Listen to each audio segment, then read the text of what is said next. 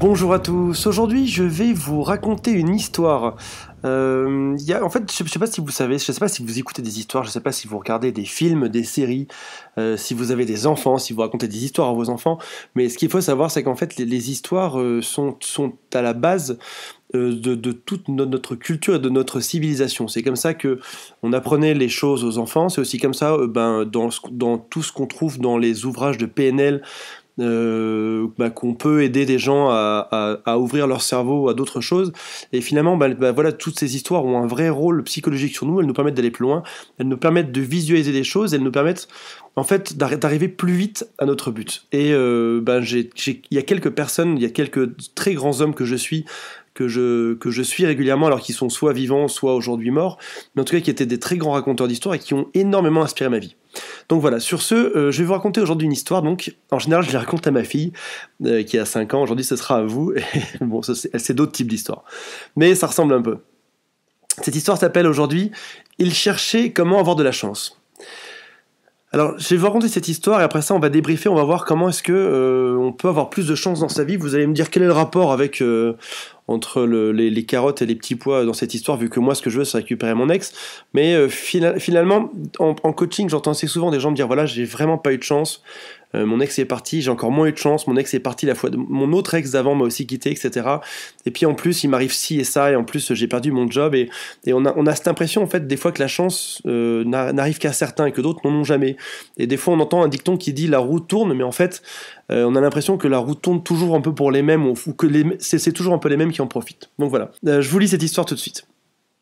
Un homme était persuadé d'avoir peu de chance. Alors, il décida d'aller voir un sage qui habitait loin, loin dans l'ouest. Et ce sage, sûrement, pourrait lui dire où était sa chance. En chemin, il rencontra une meute de loups. Il prit bien soin de les éviter, mais ce faisant, il rencontra un loup chétif mais sympathique. Celui-ci lui demande « Où vas-tu comme ça ?» L'homme répond « Je vais voir un sage pour lui demander pourquoi je n'ai pas de chance. » Le loup lui dit « Pourrais-tu lui demander pourquoi est-ce que je suis si petit et si chétif, alors que tous les autres sont grands et forts ?» L'homme lui promit de lui demander au sage et continua son chemin. Plus loin, il s'assit contre un arbre sans feuilles et apparemment malade, et il s'endormit. À son réveil, l'arbre lui demanda « Où vas-tu comme ça ?» L'homme répondit « Je vais voir un sage et je vais lui demander pourquoi je n'ai pas de chance. » L'arbre lui dit « Pourrais-tu lui demander pourquoi je suis sans feuilles et faible, alors que les autres arbres sont grands et gracieux ?» L'homme lui promit de demander ça au sage et il reprit son chemin. Le lendemain, il rencontre une maison isolée où une jolie jeune femme, seule, étend son linge. « Bonjour, dit-elle, où allez-vous ainsi ?» L'homme lui répond « Je vais voir un sage pour lui demander pourquoi je n'ai pas de chance. » La femme lui dit « Pouvez-vous lui demander pourquoi je suis toujours célibataire alors que toutes mes autres amies sont mariées ou en compagnon ?» L'homme lui promit encore la même chose. Enfin, au bout de son chemin, il arrive chez le sage. Et il lui posa toutes les questions sur lui-même et sur toutes les personnes qu'il avait rencontrées durant son périple. Le sage lui donna une réponse pour chacune des personnes qu'il a croisées et une réponse pour lui aussi. À l'homme, il lui dit « La chance est partout, il suffit de saisir les opportunités. Maintenant, rentre chez toi et tu trouveras la chance. » L'homme repartit convaincu que cette fois, il trouverait la chance au pas de sa porte. Il repasse en chemin devant la maison et il dit à la jolie jeune femme « Le sage m'a dit que tu n'as pas de défaut, mais que tu es trop solitaire. Il faut que tu accueilles un homme fort dans la maison. Il deviendra ton mari, et je pense qu'il a raison. » La femme dit « Veux-tu rester chez moi ce soir? Tu as fait une longue route et j'aimerais t'offrir le gîte et le couvert. » Il répond « Non, je dois aller chez moi trouver la chance qui m'attend. » Il poursuit son chemin, laissant la jolie jeune femme seule et sans espoir de mari. Il repasse devant l'arbre. L'arbre lui dit « Est-ce que le sage t'a dit où était mon problème ?» Il dit « Oui. Le sage m'a dit que tu avais un coffre rempli d'or mais rouillé qui était enterré près de ta racine. Il te pollue. » L'arbre lui dit « Veux-tu bien me l'enlever ? Et tu pourras garder le coffre et l'or. » L'homme répondit « Non, je dois rentrer chez moi trouver la chance qui m'attend. » Il reprit son chemin, laissant là l'arbre et le coffre fort. Puis il croise le loup. Le loup lui dit « Est-ce que le sage t'a dit quelque chose pour moi ?» Il m'a dit « Oui. Il m'a dit que tu étais maigre et faible parce que tu ne manges pas assez de viande et que tu n'es pas assez agressif. » Alors le loup devint agressif et mangea l'homme. Alors, suite à ça, Alors, suite à cette histoire, donc c'est quand même une sale histoire parce que le mec se finit par se faire bouffer, on peut se demander quelle est votre attitude dans la vie. Est-ce que vous êtes de ceux qui voient les opportunités et qui les saisissent, comme, comme cet homme aurait dû le faire? Il aurait pu, sur le chemin, se marier avec une jolie jeune femme, avoir de l'or, etc., etc., et ne pas se faire manger par le loup surtout à la fin. Ou est-ce que vous êtes ceux qui croisent les bras et qui ne croient plus aux opportunités? Alors, vous devez vous dire que cette histoire est un peu, c'est un peu une caricature, que finalement dans la vie, ça se passe pas comme ça. Je vais vous dire quelque chose. On remarque qu'en fait, ce sont un peu toujours les mêmes personnes qui ont de la chance. Et je pense que, au final, c'est pas vraiment comme ça que ça se passe. Je pense qu'au final, des personnes sont plus à même de choper les opportunités, d'avoir de la chance. Je suis persuadé, par exemple, que si demain on remettait tout le monde célibataire, c'est-à-dire que si on faisait un grand reboot, un grand reset, pour parler comme un informaticien, sur toutes les personnes de la planète, il y a de très grandes chances que ce soit à nouveau les mêmes personnes qui soient en couple et les mêmes personnes qui soient célibataires. Alors attention, je dis pas que célibataire c'est mal, je dis juste que certains célibataires aimeraient être en couple, bon peut-être que réciproquement aussi, mais en tout cas, certaines personnes sont plus à même de voir les opportunités dans la vie que d'autres. Est-ce que vous, aujourd'hui, vous êtes dans une vie où vous saisissez ces opportunités? Alors, encore une fois, quel est le rapport avec l'ex? Je pense que le rapport est direct. Lorsqu'on est avec quelqu'un qui sait saisir les opportunités, qui du coup, on appelle ça de la chance, moi j'appelle ça des opportunités, qui du coup surfe sur la vie, profite de tout et est ouvert à tout ce qui l'entoure, il y a quelque chose de beaucoup plus sexy, il y a une promesse qui est beaucoup plus sympa que de tomber face à quelqu'un qui aura toujours pas de chance, qui se fera toujours virer, qui sera toujours dans des galères pas possibles, etc. Je vais vous donner un exemple, cette fois-ci, qui est beaucoup moins théorique, mais qui est beaucoup plus pratique. J'ai un ami qui est au chômage depuis bientôt 2 ans. Donc niveau allocation, ce sera plus ça d'ici quelques semaines, là, et qui cherche, mais vraiment tous les jours, un travail. Et donc, tous les jours, il se lève, il envoie quelques CV, etc. Après ça, il va faire du sport, après ça, il va voir ses copains, etc. Et encore une fois, je dis pas que c'est mal, hein. Chacun cherche son job comme il veut, lui, c'est juste qu'il a sa façon, lui, qui est pas vraiment très agressive. Et malheureusement, récemment, il avait plus d'argent du tout sur son compte bancaire, là, il y a quelques jours, et du coup, ça le met en péril, il risque de se faire saisir ses comptes, il risque d'être fiché à la Banque de France, etc. J'ai proposé à cet ami plusieurs opportunités. La première, c'était pour un poste qui était dans une ville qui n'était pas très loin de Paris, c'était à 1 heure de Paris. Je lui ai proposé ça, et mon ami m'a répondu non, écoute, ça c'est vraiment trop loin, ça va pas être possible, je me vois pas quitter Paris, je me vois pas vivre en dehors de ça. Et je lui ai proposé d'autres postes après ça, mais l'histoire finalement s'est répétée assez souvent. Et en fait, à chaque fois, j'avais l'impression que le poste que je lui proposais n'était pas exactement et pile celui qu'il voulait. Parce que le titre du poste n'était pas exactement le bon, parce que la localisation n'était pas la bonne.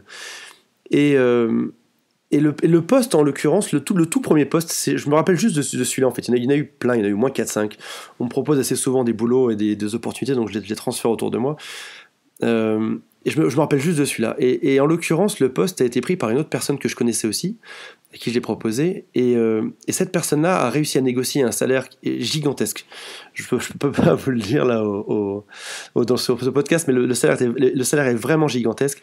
Et il a réussi à négocier, de modifier un petit peu le périmètre du travail, et il a réussi à négocier que ce travail se fera à Paris et non pas dans la ville qui est à 2 heures de Paris. Et quand j'ai dit ça à mon copain, il est devenu fou. Il m'a dit mais pourquoi tu m'as pas dit que c'était comme ça? Il m'a dit pourquoi tu m'as pas dit qu'en fait c'était négociable et qu'en fait c'était très bien payé et qu'en fait on pouvait le mettre dans la ville de Paris plutôt que de le mettre à Perpète. Et je lui ai dit écoute, je n'en savais rien et voilà, et peut-être que t'aurais dû aller demander à ces personnes-là précisément ce qu'ils ont dit et t'aurais peut-être dû aller là-dedans. Et finalement, cette petite histoire, et encore l'autre histoire de l'homme et du loup, etc., ça nous montre que bien souvent dans la vie, on n'est pas assez ouvert à toutes ces opportunités. On est dans un monde d'opportunités, on est dans un monde où tout est possible finalement. Et aujourd'hui, malheureusement, certains d'entre nous, et peut-être même moi le premier, je ne suis pas assez ouvert à toutes ces opportunités. Je vais vous donner un exemple qui va vous... C'est encore un exemple de business parce que j'ai que ça en tête ce soir. J'ai un autre exemple. Je travaille dans une société qui fait du coaching en parallèle. J'ai 3-4 entreprises en tout, et dont l'une qui fait du coaching.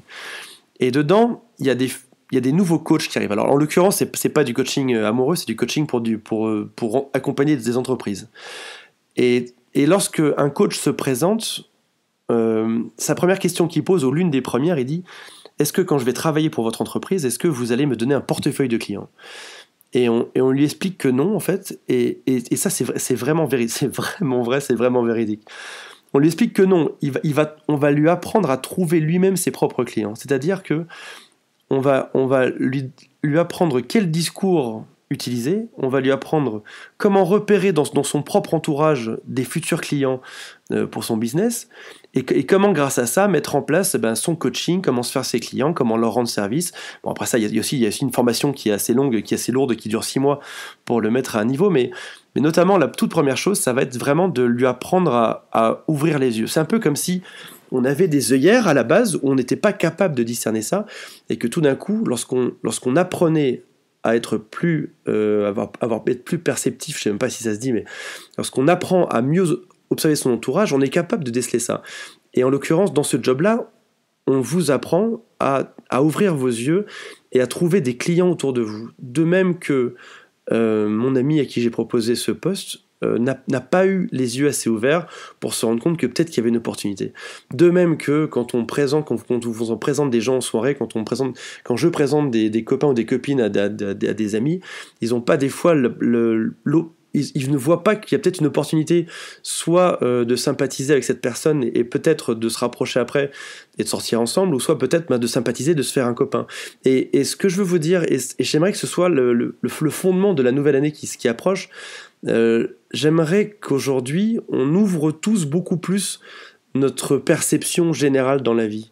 C'est-à-dire que chaque personne qu'on rencontre, chaque opportunité, chaque occasion dans la vie devienne une opportunité pour résoudre tous nos problèmes, pour s'amuser plus, pour se développer, pour profiter de la vie. Et à partir de ce moment-là, à partir du moment où on a ouvert les yeux, alors là je reviens un peu sur quelque chose de plus général, mais quand on est beaucoup plus ouvert et qu'on enlève ses œillères vraiment autour de soi, on découvre qu'au final, ce qu'on va chercher très très loin est juste à côté de nous. Et c'est juste qu'avant, on n'était pas fichu de le voir, et qu'après, quand on a l'habitude, quand on s'est entraîné pour le faire, on y arrive beaucoup plus simplement.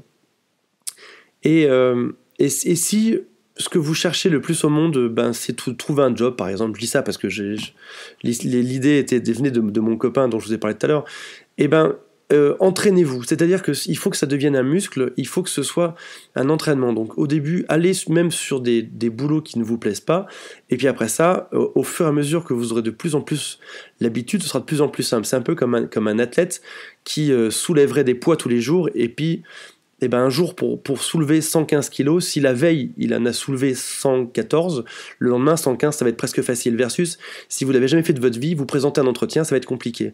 C'est valable pour ça, comme c'est valable dans tous les domaines de la vie. Si jamais, par exemple, vous...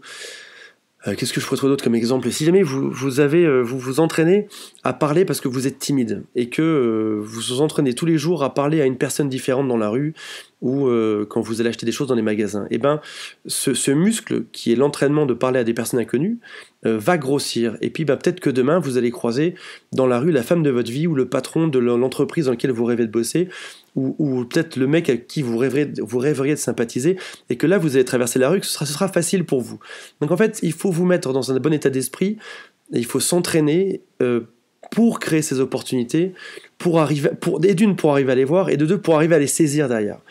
Et si aujourd'hui tout ne vous semble pas parfait dans votre vie, si jamais vous vous dites voilà, dans ma vie j'ai ci et j'ai ça qui va pas, il faut que ça change, entraînez-vous, ouvrez les yeux, et vous verrez que si ça se trouve, vous avez juste à côté de vous les choses qui peuvent vous rendre le plus heureux dans votre vie. Donc voilà, j'espère que ce podcast vous a plu autant que moi j'ai eu du plaisir à vous raconter cette histoire. Je sais qu'on est peut-être un peu éloigné du sujet de la reconquête amoureuse, mais je pense que de manière générale, saisir les opportunités, c'est ce qui va faire votre bonheur, c'est ce qui peut faire aussi le bonheur de l'autre dans votre couple. Et une fois qu'on est heureux, qu'on rend l'autre heureux, c'est à peu près gagné pour rester en couple toute sa vie. Voilà, je vous dis bonne fin de journée, et on se retrouve demain pour la suite.